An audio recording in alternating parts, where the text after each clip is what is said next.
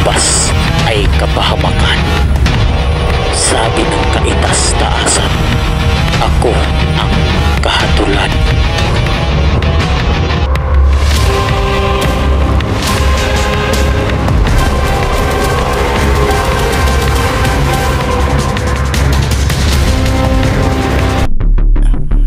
Mapagpalang araw sa inyong lahat mga kamutya, mga kahunter,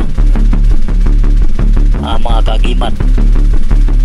Ito yung personal kong gamit mga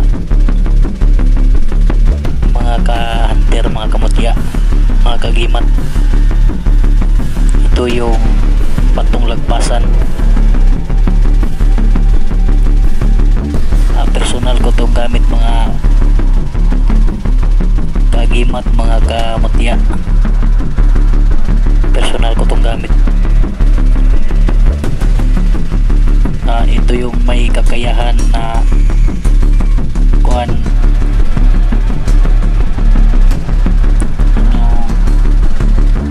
kakayahang tagaliwas. May sabulag din ito mga kamutya.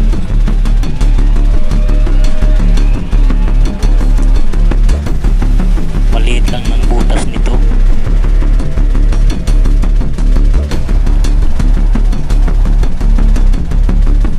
Ito ang kanyang imahe.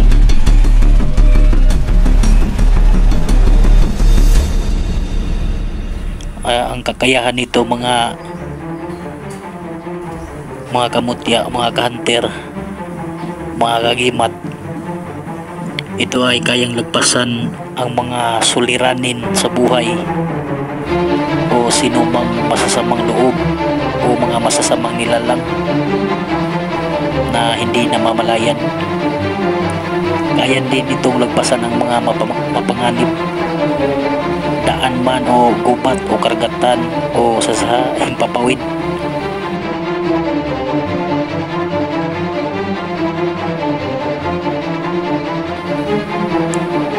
Ito yung mga kakayahan niya. Iwas nito sa mga masasama. Iwas ita sa lansangan. Mainam itong dadalhin o palagi mo itong dadalhin pag may ganito ka.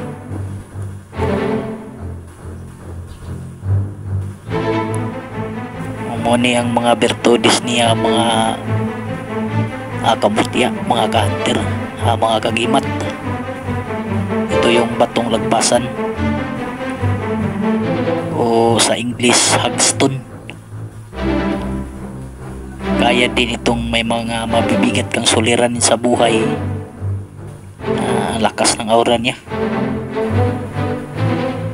Lakas ng aura. Nabablard. At ito naman yung maliit kong fairy stone.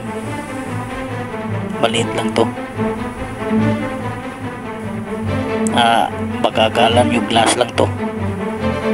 Fairy stone to fairy stone.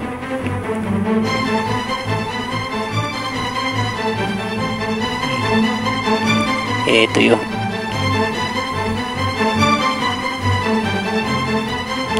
Mga personal kutong gamit lang ito mga kahunter, mga kamutya. Marami pang iba pero ito lang ipinapakita ko ngayon. Salamat sa mga nanood nito.